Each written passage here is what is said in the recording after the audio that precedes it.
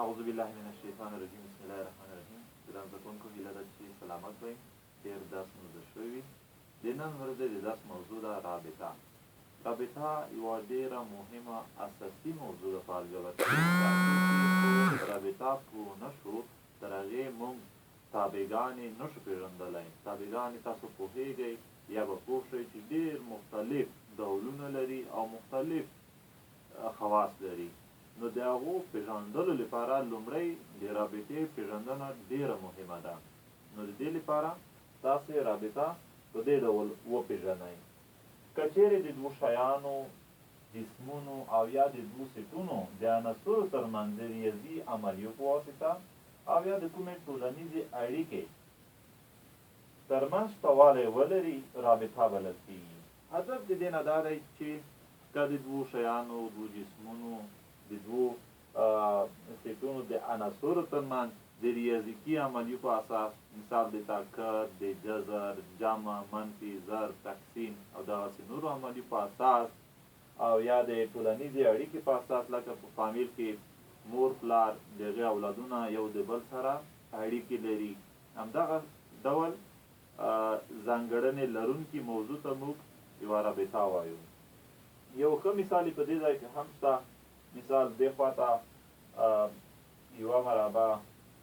دوه مربعګانې او څلور مربعګانې شته او دې خوا کې بیا عددونه شته موږ وایو چې د شمېر په اساس دغه عددونه د دغو مربعګانو سره یوه رابطه لري لکه په دې ځای کې دوه د دوو مربعګانو سره رابطه لري همدغه ډول یو د یوې مربع سره رابطه لري او څلور د څلورو مربعګانو سره رابطه لري د چي په اساس د شمېر په اساس په یاد ولرئ چې موږ رابطه دغسې هم تعریف کولی شو رابطه د مراتبو جوړو د سیټ څخه عبارت ده مقصد دا دی چې که موږ دوه سیټونه ولرو په دوو سیټونو کې د یوه سیټ عناصر د بل سیټ د عناصرو سره اړیکې ولري د ریاضیکي عملیو په اساس لکه مخکې مې یادونه وکړه نو د هغو ترمنځ چې کومې مراتب جوړیږي د هغو مجموعي سیټ هم موږ یوه رابطه بللی شو لکه په دې ځای کې دوه سیټونه شته د دغو دوو سیټونو عددونه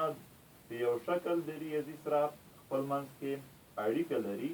نو د دغو مراتبو جوړې که موږ په یو سیټ کې ځای پر ځای کړو نو دغه سیټ هم یوه رابطه بلل کېږي د دې لپاره چې تاسې د رابطې په موضوع ډېر پوه شئ کوشش وکړئ چې د دې موضوع اړوند په تمرین باندې کار وکړئ که خامخا تاسې په موضوع باندې پوه نه شوئ کولی شئ چې ما سره بیا هم رابطه وکړئ درس دې همدومره بس